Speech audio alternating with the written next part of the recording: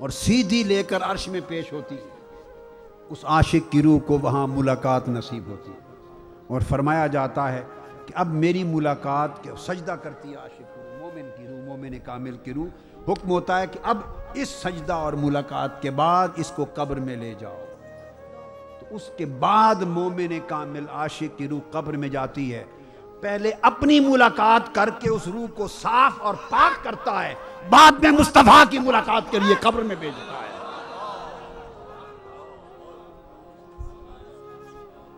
روح کو سیدھی ملاقات مصطفیٰ، دیدار مصطفیٰ کے لیے سیدھا قبر میں نہیں بھیجتے، پہلے عرش پہ لے جاتے ہیں۔ کون ہے؟ جسم سے نکلتی ہے عرش پہ جاتی ہے، وہاں سے قبر میں آتی ہے۔ آپ تو جسم کو قبر میں رکھاتے ہیں، مگر روح ایک سفر طے کر کے آتی ہے، پہلے عرش پہ جاتی ہے، دیدار خدا کر کے دھلتی ہے، دھلتی ہے، دھلتی ہے، پاک صاف ہوتی ہے، اجلی ہوتی ہے، انوار الہیہ کا نیا لباس پہنتی ہے، روح دلہن بنتی ہے، انوار چھاتے ہیں۔ اللہ اپنے دیدار کے ذریعے اسے تیار کرتا ہے، اسے سنوارتا ہے، اسے منور کرتا ہے، فرماتا اب یہ روح پاک صاف اور روشن ہو گئی، اب اس قابل ہے کہ میرے مصطفیٰ کا دیدار کرے۔ اب قبر میں لے جایا جاتا ہے، سوال ہوتے ہیں، پردہ اٹھتا ہے تو مصطفیٰ سامنے آتے ہیں، پہلے اپنی حاضری پھر مصطفیٰ کی حاضری۔ یہ اسی طرح ہوتا، آپ سمجھیں گے یہ کیسے؟ آپ کہیں گے، سوال کریں گے یہ کیسے کہ پہلے اپنی بارگاہ میں بلاتا ہے، حالانکہ اس کی بارگاہ بڑی ہے، پھر محبوب کے دیدار کے لیے بھیجتا ہے۔ یہ الٹ کام ہے، الٹا ہے تب اسی کا، سیدھا ہے تب اسی کا، اس سے جا پوچھو۔ میں نے تو صرف بتایا ہے آپ کو، میں نے تھوڑا بھیجا ہے روح کو کہ پہلے ادھر جا، پھر حضور کے دیدار کے لیے قبر میں آنا۔ بھئی یہ رب سے جا پوچھو، الٹا ہے تب اسی کا، سیدھا ہے تب اسی کا۔ البتہ اتنا کرتا ہوں کہ آپ کو سمجھ نہیں آئی کہ ایسا کیوں کرتا ہے، کیوں کا جواب دے دیں۔ کیوں کا جواب اس کا طریقہ ہے، روح کو اپنے ہاں بلا کر دھوتا ہے، پاک صاف اجلا کرتا ہے، کہتا اب جا میرے مصطفیٰ کے دیدار کے لیے۔ اسی طرح جیسے ہر حاجی کو پہلے کعبہ بلا کر صاف کرتا ہے، پھر کہتا ہے جا گنبد خضرا میں جا۔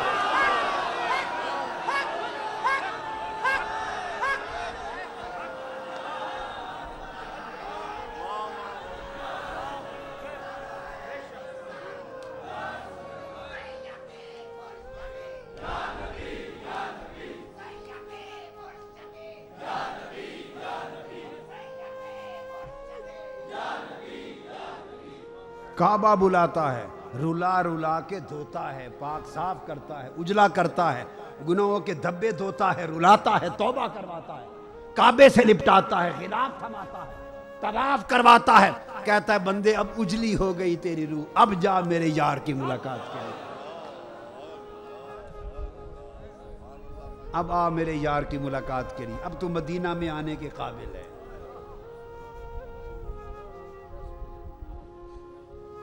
واہ واہ واہ واہ، تو یوں سمجھیں کہ عرش مومن کا کعبہ ہے اور قبر مومن کی مدینہ ہے۔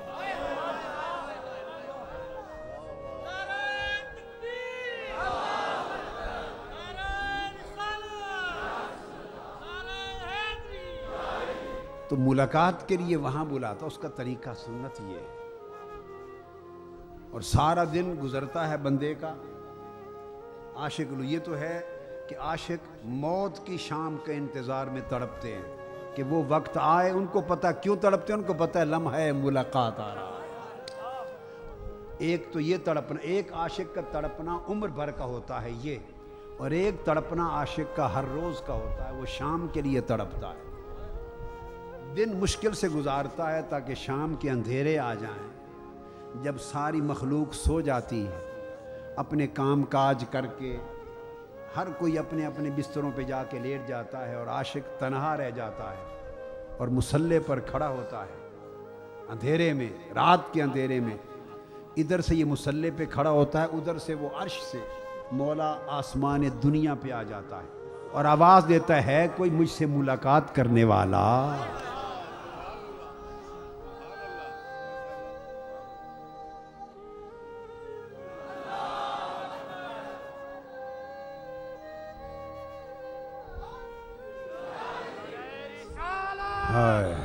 ہے کوئی مجھ سے ملاقات کرنے والا؟ تو عاشق جب مصلی پہ کھڑا ہوتا ہے، عاشق جب مصلی پہ کھڑا ہوتا ہے، اس کا جسم فرش پہ ہوتا ہے، روح عرش پہ ہوتی ہے۔ اس لیے عاشق کی نماز مناجات ہوتی ہے، نماز مناجات ہے، اس کی تہجد ملاقات ہے۔ عاشق کی نماز مناجات ہے، مناجات اللہ کی حمد و ثنا مناجات ہے، اور تہجد اس کی ملاقات ہے۔ تو ملاقات کا وقت رات کا ہوتا ہے۔ اس نے فرما دیا سبحان الذی اسریٰ بعبدہ لیلا، پاک ہے وہ ذات جو لے گئی اپنے بندے کو، خود لے گئی رات کو۔ تو رات کو سیر و تفریح رات کو ہوتی ہے، دن کو ہوتی ہے۔ اوپر فرمایا لنریہ، دکھانے کے لیے اپنی آیات۔ تو اگر دنیا دکھانی ہو کیا تو دن موزوں تر ہے، اپنا آپ دکھانا ہو تو رات موزوں تر ہے۔ تو ملاقات کے لیے لے گئی، کیا ملاقات کے لیے لے گئی۔ آپ سمجھ گئے بات کو؟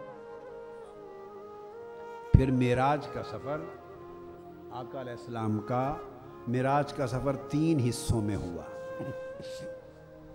اس سفر کے کتنے حصے ہیں بولیے؟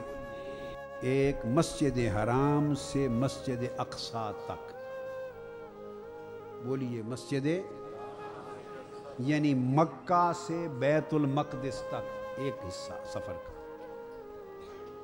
دوسرا حصہ سفر معراج کا مسجد اقصیٰ سے سدرۃ المنتہا تک، مسجد اقصیٰ سے سدرۃ المنتہا تک، 2 حصے۔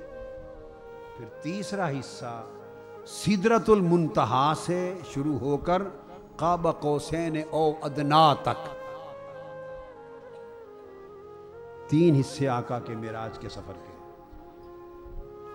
کتنے حصے ہیں؟ 3 حصے۔ اور اس کی وجہ کیا ہے؟ معراج کو 3 حصوں میں کیوں کروایا؟ اس کا سبب یہ کہ حضور کی شخصیت کے 3 گوشے ہیں۔ آقا علیہ السلام کی ذات مقدسہ کے 3 گوشے ہیں۔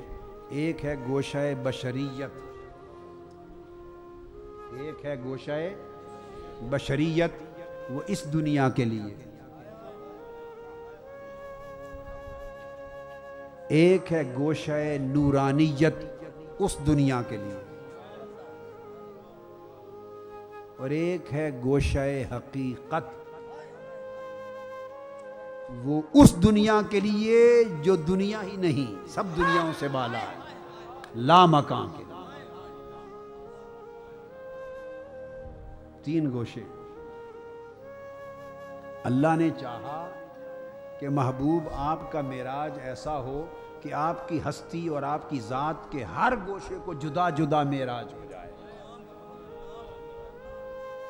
تو جب مسجد حرام سے مسجد اقصیٰ پہنچے اور تمام انبیاء، دنیا انسانیت، دنیا بشریت کے تمام امام و پیشوا اور مقتدا انبیاء علیہ السلام صف در صف آقا کے پیچھے مقتدی بن کے نماز میں کھڑے ہو گئے، اور حضور مقتدا انبیاء اور رسول ہو گئے، تو مصطفیٰ کی بشریت کا معراج ہو گیا۔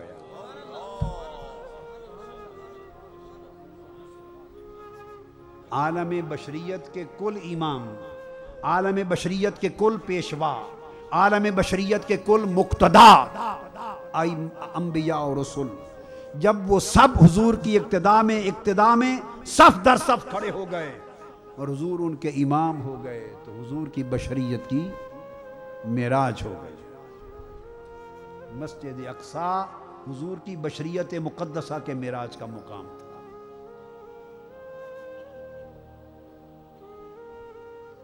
جب بشریت مقدسہ کا معراج ہو رہا ہے، سارے انبیاء کو یہاں جمع کیا، سارے انبیاء کو یہاں جمع کیا۔ موسیٰ علیہ السلام نے عرض کی باری تعالیٰ، ہر نبی تو وہیں مسجد اقصیٰ میں استقبال کرے گا، مگر میری قبر جس رستے سے آقا آ رہے ہیں، حضور کی راہ میں آ رہی ہے، جس رستے سے آقا کا براق گزرے گا، موسیٰ علیہ السلام نے عرض کیا باری تعالیٰ میری قبر حضور کے مسجد اقصیٰ کو جاتے ہوئے راستے میں ہے، مجھ پر دو کرم کر دے، ایک اجازت دے دے کہ جب حضور گزریں اس وقت تک میں قبر میں رہوں اور استقبال کروں کھڑا ہو۔